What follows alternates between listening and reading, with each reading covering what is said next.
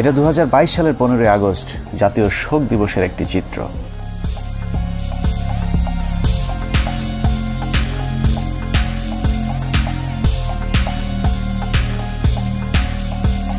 শোকে মুহ্যমান জাতির শোককে শক্তিতে রূপান্তর করে তার প্রদর্শনও দেখিয়েছে বিভিন্ন জায়গায়। খিচুড়ি নিয়ে মারামারি সহ 15 আগস্ট উপলক্ষে তোলা চাঁদাবাজির টাকা নিয়েও কামড়াকামড়ি করেছে শেখ মুজিবের আদর্শিক পুতুরেরা।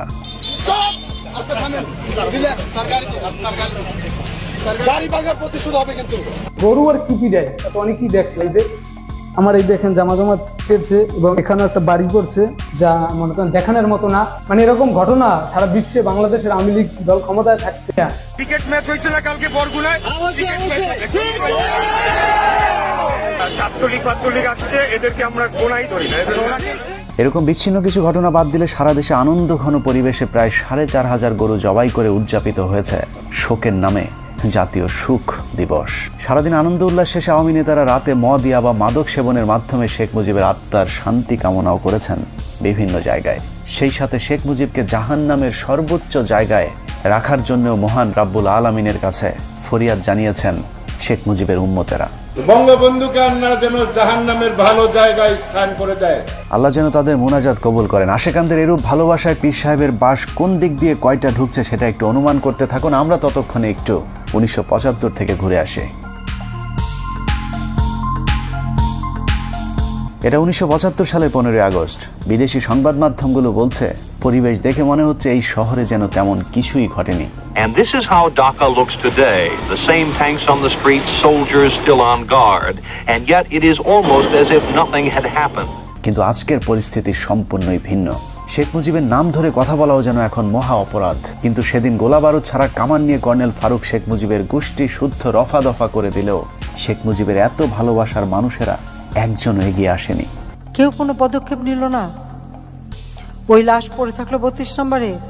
ধরে নিলাম অবস্থা ভয়াবহ খারাপ ছিল, কিন্তু কখনো কি চিন্তা করে দেখেছেন যে দেশে সালমান শাহের মতো একজন চিত্রনায়ক মারা যাবার পর শোকে 7 জন মানুষ আত্মহত্যা করতে পারে, সেই দেশে এমন একজন মুজিব প্রেমীও কি ছিল না, যিনি কিনা মুজিবের ভালোবাসায় অন্তত আত্মহত্যা করতে পারত? আসলে শেখ মুজিবের প্রতি এখনকার আলগা প্রীতি আর তখনকার পরিস্থিতি ছিল সম্পূর্ণ ভিন্ন রকম। একটি মানুষ ছিল না সাহস করে এগিয়ে আসার, একটি মানুষ ছিল না প্রতিবাদ করার। 15 আগস্ট থেকে 16 আগস্ট ওই লাশ পড়েছিল। কেন কেউ এগিয়ে আসেনি সেটাই আজকের অনুসন্ধানের মূল বিষয়। আজকে যারা শেখ হাসিনাকে দেখছেন তাদের অনেকেরই ধারণা শেখ হাসিনা খারাপ হলেও মুজিব খুবই ভালো মানুষ ছিলেন, কিন্তু বাস্তবে শেখ হাসিনা তার পিতার ডুপ্লিকেট কার্বন কপি। দুজনেই পেছনে তেল নিতে পছন্দ করতেন, কিন্তু সমালোচনা সহ্য করতেন না। এই যে নতুন সিস্টেমে যাচ্ছি আমি। হাসিনার মতো শেখ মুজিবুর দুর্নীতিবাজ, তেলবাজার, চোর বাটপার নেতাদের কাছে রেখে যোগ্যতা সম্পূর্ণ সৎ মানুষগুলোকে সরিয়ে দিয়ে নিজের বিপদ নিজেই ডেকে এনেছিলেন। মেজর ডালিম বলছি, শেখ মুজিব ও তার খুনি দুর্নীতিবাজ সরকারকে উৎখাত করা হইয়াছে। এ বিষয়ে সাংবিধানিক আইন ও রাজনীতি বাংলাদেশ প্রসঙ্গ বইয়ের 52 নম্বর পৃষ্ঠায় বলা হয়েছে, স্বাধীনতা পূর্ব মুজিব আর প্রধানমন্ত্রী হিসাবে মুজিবের মধ্যে রয়েছে আকাশ পাতাল পার্থক্য। বঙ্গবন্ধু হিসাবে মুজিব ছিলেন চমৎকার, কিন্তু প্রধানমন্ত্রী হিসাবে অত্যন্ত দুর্বল। সেই সরকার অনেক ভুল করেছে এবং সেটা আমাদের অর্থনীতিকে ভীষণভাবে আঘাত করে। বইটির 161 নম্বর পৃষ্ঠায় বলা হয়েছে, মুজিব সারা জীবন গণতন্ত্রের জন্য সংগ্রাম করেছেন, কিন্তু ক্ষমতায় যাবার পর তিনি গণতন্ত্রকে প্রাতিষ্ঠানিক রূপ দিতে চাননি।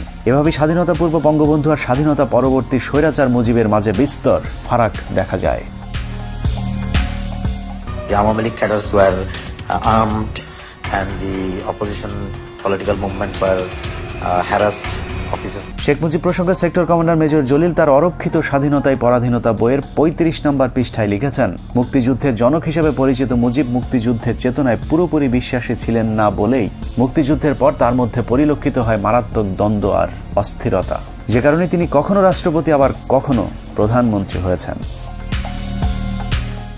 মুক্তিযুদ্ধ শেষ হবার পর দেশে ফিরেই শেখ মুজিবের মাথায় কিভাবে ক্ষমতাকে কুক্ষিগত করা যায় সেই চিন্তায় ঘুরপাক খাচ্ছিল, যে কারণে মুজিবনগর সরকারের সিদ্ধান্ত অনুযায়ী শেখ মুজিব রাষ্ট্রপতি।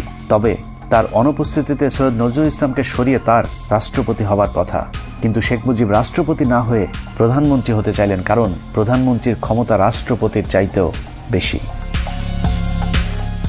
10 জানুয়ারি ভারত থেকে ফিরে ঢাকা বিমানবন্দর থেকে ট্রাকে করে রেসকোর্স ময়দানে যাওয়ার পথেই মুজিবুর রহমান তাজউদ্দিনের কানে কানে বললেন, তাজউদ্দিন আমি কিন্তু প্রধানমন্ত্রী হব। যে তথ্যটি তাজউদ্দিন আহমেদের মেয়ে শারমিন আহমেদ তার লেখা তাজউদ্দিন আহমেদ নেতা ও পিতা বইতে উল্লেখ করেছেন। যেই কথা সেই কাজ। মুজিবনগর সরকারের অস্থায়ী সংবিধান বাতিল করে 11 তারিখে নতুন সংবিধান আদেশ জারির পর 12 তারিখে তাজউদ্দিনকে সরিয়ে প্রধানমন্ত্রীর চেয়ারে বসেন শেখ মুজিব। তার ঠিক 10 দিন পর 22শে জানুয়ারি রাষ্ট্রপতির পদ থেকে সৈয়দ নজরুল ইসলামকে সরিয়ে মুজিবের পছন্দের মানুষ বিচারপতি আবু সাইদ চৌধুরী ও পরে মোহাম্মদ উল্লাহকে রাষ্ট্রপতির পদে বসান। তবে দুজন রাষ্ট্রপতির সাথে মুজিব চাকরের মতো আচরণ করতেন। সংবিধান, সাংবিধানিক আইন ও রাজনীতি বাংলাদেশ প্রসঙ্গ বইয়ের 47 নম্বর পৃষ্ঠায় বলা হয়েছে, 72 থেকে 75 শেখ মুজিব প্রধানমন্ত্রী থাকাকালীন দুজন রাষ্ট্রপতির একজনকেও তিনি পাত্তা দিতেন না। মুজিবের অগণতান্ত্রিক ও অসাংবিধানিক কাজের বিরুদ্ধে কথা বলার সাহস ছিল না তাদের।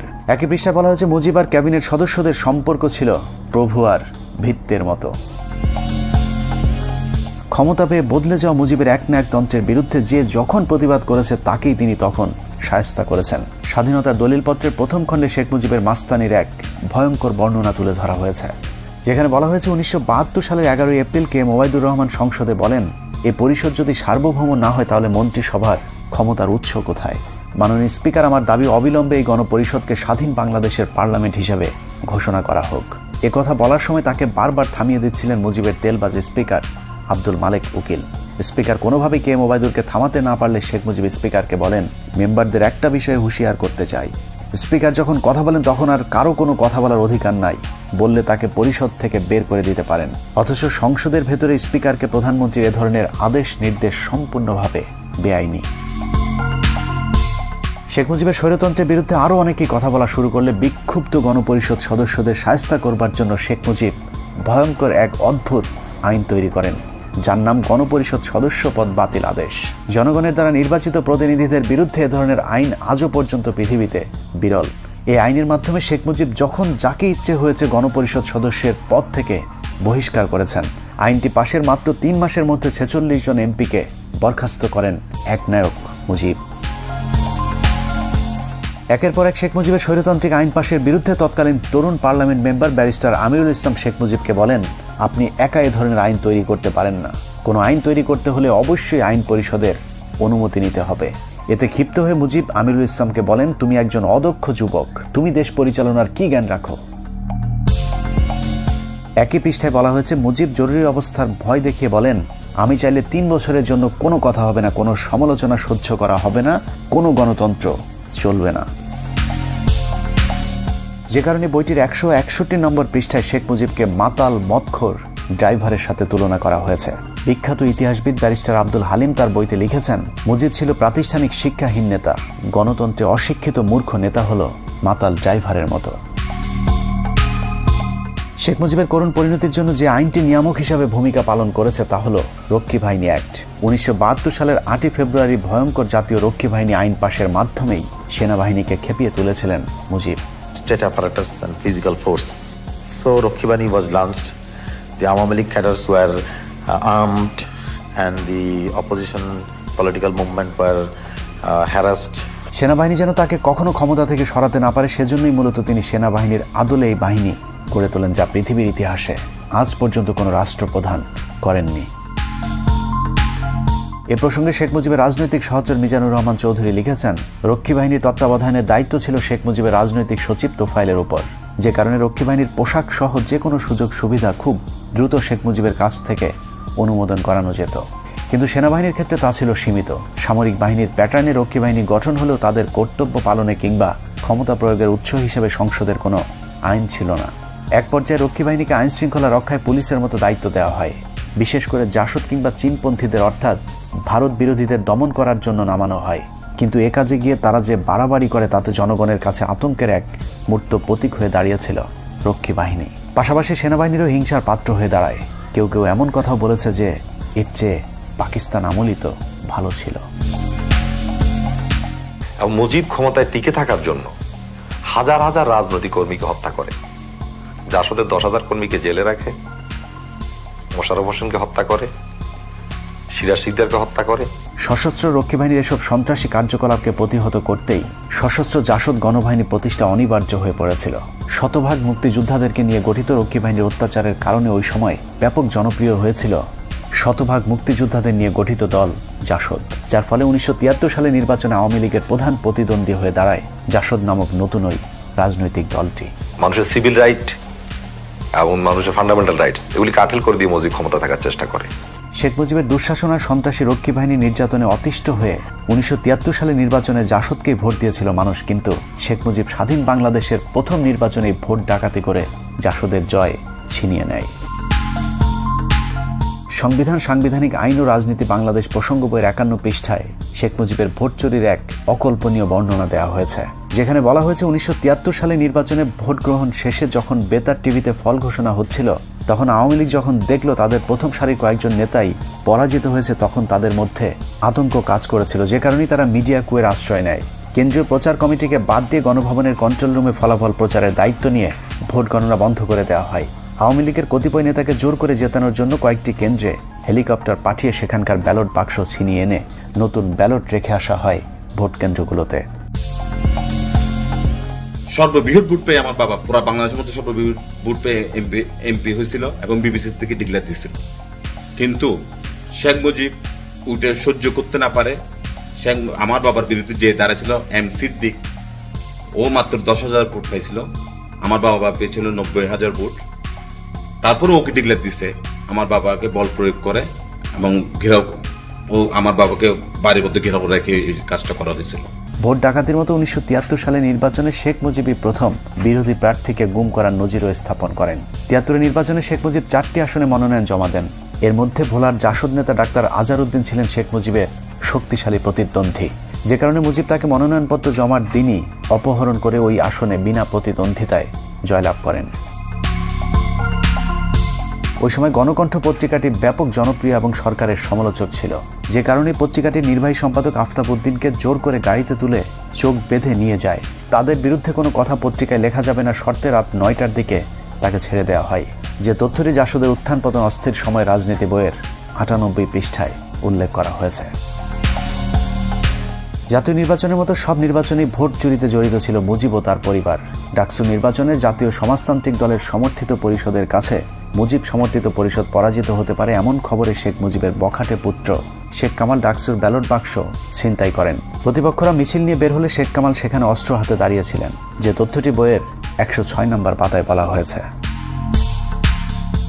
শেখ কামাল যে রাতে ব্যাংক ডাকাতি করতে গিয়ে গুলিবিদ্ধ হয়েছিল, সেদিনও শেখ মুজিব বলেছিলেন শেখ কামালকে তিনি হাসপাতালে দেখতে যাবেন না, কিন্তু ওই সময়ের পুলিশের আইজিপি তার এক ডায়েরিতে উল্লেখ করেছেন 2 দিন পর শেখ মুজিব তাকে ঠিকই হাসপাতালে দেখতে গিয়েছিলেন, যদিও শেখ হাসিনা ইদানিং ব্যাংক ডাকাতির ঘটনাটিকে ষড়যন্ত্র বলে দাবি করে থাকেন। কামালকে তো ব্যাংক ডাকাতি মানালো, যে মিথ্যা অপপ্রচার কিভাবে দিয়েছিল। শেখ কামালের এসব সন্ত্রাসী কার্যকলাপকে মুজিব কতটা প্রশ্রয় দিতেন তার বর্ণনা দেওয়া হয়েছে বইটির 106 নম্বর পাতায়। বলা হয়েছে, ঢাকা বিশ্ববিদ্যালয়ের ইতিহাসে এটি ছিল কলঙ্কজনক একটি দিন। একটি বিশ্ববিদ্যালয়ের ছাত্র সংসদ নির্বাচন সরকার বিরোধী ছাত্র সংগঠন জিতে যাবে, এটা মেনে নেয়ার মতো উদারতাও আওয়ামী লীগ সরকারের ছিল না। ঢাকা বিশ্ববিদ্যালয়ে তখন শেখ মুজিব একজন সমুচা মার্কা উপাচার্য নিয়োগ দিয়েছিলেন, যার নাম অধ্যাপক মুজাফফর আহমদ চৌধুরী। তার কাছে সাধারণ ছাত্ররা ভোট ডাকাতির বিষয়টির বিচার নিয়ে গেলে তিনি কোনো ব্যবস্থা নিতে অপারগতা জানান। এর পুরস্কার হিসেবে কিছুদিনের মধ্যে মুজাফফরকে শেখ মুজিব টেকনোক্রেট মন্ত্রী হিসেবে শিক্ষা মন্ত্রণালয়ের দায়িত্ব দিয়েছিলেন। মুখে বড় বড় কথা বলার ভেতরে দুর্নীতিবাজদেরকে প্রশ্রয় দেয়া, এটাই ছিল শেখ মুজিব।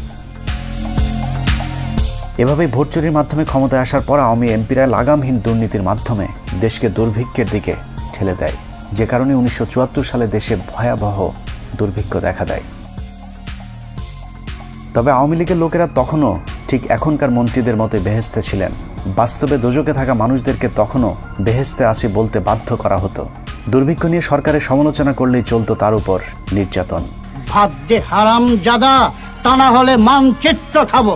আলোচিত কবি রফিক আজাদ শেখ মুজিবকে উদ্দেশ্য করে ভাত দে হারামজাদা কবিতাটি পাঠ করলে তাকে জেলে পাঠিয়ে দেন শেখ মুজিব।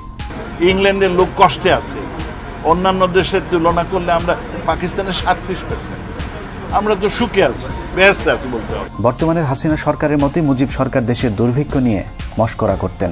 বিদেশি একজন সাংবাদিক মুজিবকে প্রশ্ন করেছিলেন মানুষ খাবার পাচ্ছেন না। জবাবে মুজিব বলেন, এই সবই গুজব। আমরা ফ্রিতে মানুষকে খাবার দিচ্ছি বলেই মাত্র 27,000 মানুষ মারা গিয়েছে, তা না হলে কয়েক মিলিয়ন মানুষ মারা যেতে পারত। it seems that many people, perhaps tens of thousands of people, are simply not getting food in this country. It's not correct. Then 27,000 people could not even die. 27,000 মানুষ মারা যাওয়াকে শেখ মুজিব কিছুই মনে করেননি, যে কারণে 1974 সালের দুর্ভিক্ষের পর সারা দেশের মানুষ মুজিব সরকারের বিরুদ্ধে ক্ষোভে ফুঁসে উঠেছিল। শেখ মুজিব তখন বুঝতে পেরেছিলেন দেশে গণতন্ত্র থাকলে বেশি দিন আর ক্ষমতায় থাকা যাবে না, যে কারণে তিনি বলেছিলেন আমাদের যে অবস্থা, আগামী নির্বাচনে আমরা 25-30টির বেশি আসন পাব না, তখন স্বাধীনতা বিরোধীরা আমাদেরকে কচু কাটা করবে। এই উপলব্ধি থেকে শেখ মুজিব জোর করে ক্ষমতায় থাকতে বাকশাল গঠনের পরিকল্পনা হাতে নেন। আজীবন ক্ষমতায় থাকার এরকম অগণতান্ত্রিক পরিকল্পনার সাথে আওয়ামী লীগ নেতারাও এক হতে পারেননি, কিন্তু যারাই বাকশালের বিরোধিতা করেছিল তাদের অবস্থা কতটা দুর্বিষহ হয়েছিল তা ওই সময়ের বিভিন্ন রাজনীতিবিদদের বক্তব্যে উঠে এসেছে।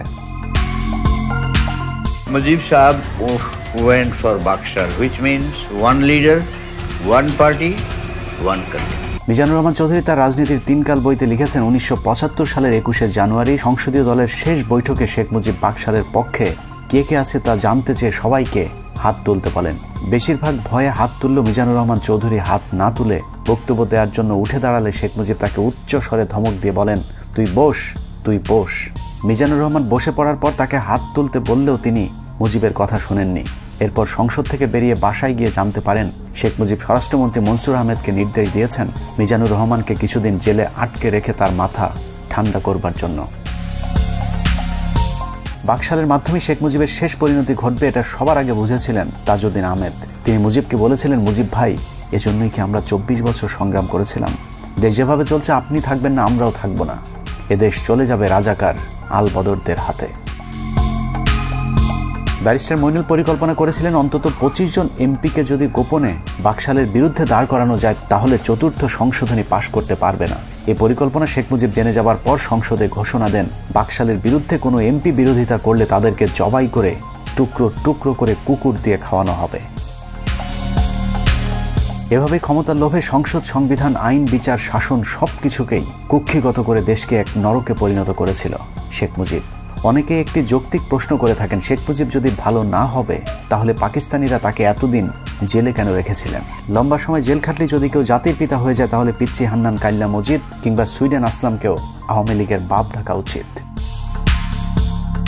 কোনো সন্দেহ নেই শেখ মুজিব একজন সাহসী নেতা ছিলেন, যে কারণে বিরোধী দলে থাকাকালীন পাকিস্তানি সরকারের বিরোধিতা করে বারবার তিনি জেলে গিয়েছেন। তার জন্য মানুষের কাছে ভালোবাসার বঙ্গবন্ধু উপাধিও পেয়েছিলেন। কিন্তু সাহস আর সততা এক জিনিস না। পৃথিবীর যত চোর, বাটপার, বদমাই, সন্ত্রাসী আছে তারা সকলেই অবশ্যই সাহসী। শেখ মুজিব সাহস দেখিয়েছিলেন, কিন্তু ক্ষমতায় যাবার পর তার সততা দেখাতে পারেননি, যদিও মুখে তিনি সবসময় সততার বুলি আওড়াতেন। তুমি যখন শাসন করবা সোহাগ করতে শেখো, তাদের দুঃখের দিনে পাশে দাঁড়িয়েও। প্রতিটা রাজনীতিবিদ এরকম মধুর মধুর কথা বলেন। অপ্রিয় হলেও সত্য, এদেশে রাজনীতি মানেই নেতাদের লাভজনক ব্যবসা। প্রতিটা রাজনীতিবিদ বিরোধী দলে থাকাকালীন জনগণের অধিকারের কথা বলে, আবার ক্ষমতায় গেলে চুরি করে, ঠিক যেমনটা বিএনপির অনেক নেতা করে দলকে ডুবিয়েছে। এখনো বিএনপির অনেকেই অপেক্ষায় আছেন দল ক্ষমতায় এলে আবারও আল্লাহর নাম নিয়ে চুরি শুরু হবে, কিন্তু এখন তারাই আবার আওয়ামী লীগের চুরির বিরুদ্ধে কথা বলে। এটার নামই রাজনীতি, সাহিত্যের ভাষায় যাকে বলা হয় সুযোগ না পেয়ে ভদ্র। শেখ মুজিবও যতদিন ক্ষমতা না পেয়েছেন ততদিন সৎ ছিলেন, মানুষের অধিকার নিয়ে কথা বলতেন, কিন্তু ক্ষমতা পেয়েই হয়ে যান বেয়াদব, দুর্নীতিবাজ, স্বৈরশাসক। কাউকে সম্মান করতেন না মুজিব, তার চেয়ে বয়সে বড় মানুষদেরকেও তিনি তুই করে ডাকতেন। ক্ষমতা তাকে এতটা অহংকারী করে তুলেছিল যে বিদেশি গণমাধ্যমের সামনেই কলকিতে সুখ টান দিতেন। এভাবেই প্রধানমন্ত্রীর পদটিকে তিনি কলঙ্কিত করেছিলেন।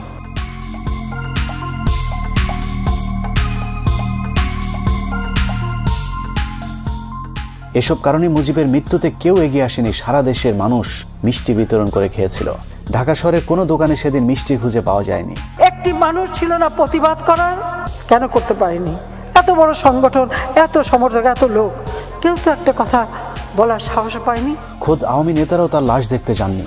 এতদিন মুজিবের চামচামো করা স্পিকার আব্দুল মালেক উকিল বলেছিলেন জাতি ফেরাউনের কবল থেকে মুক্তি পেল। মুজিবের কাছের সহচর আতাউর রহমান খান 15 আগস্টকে নাজাত দিবস ঘোষণা করেছিলেন। শেখ মুজিবুর রহমানের বিরুদ্ধে যা করছে, তাকে যারা খুন করলো, মাওলা দয়া মাফ করিয়া শেখ মুজিবুরের খুনিদেরকে জান্নাতের বাগান বানাই দাও। 1975 সালে বাঙালি ফেরাউনের হাত থেকে নাজাত পেয়েছিল, আর 2022 সালে নমরুদের মায়ের হাত থেকে নাজাত চায়। আল্লাহ হাফেজ।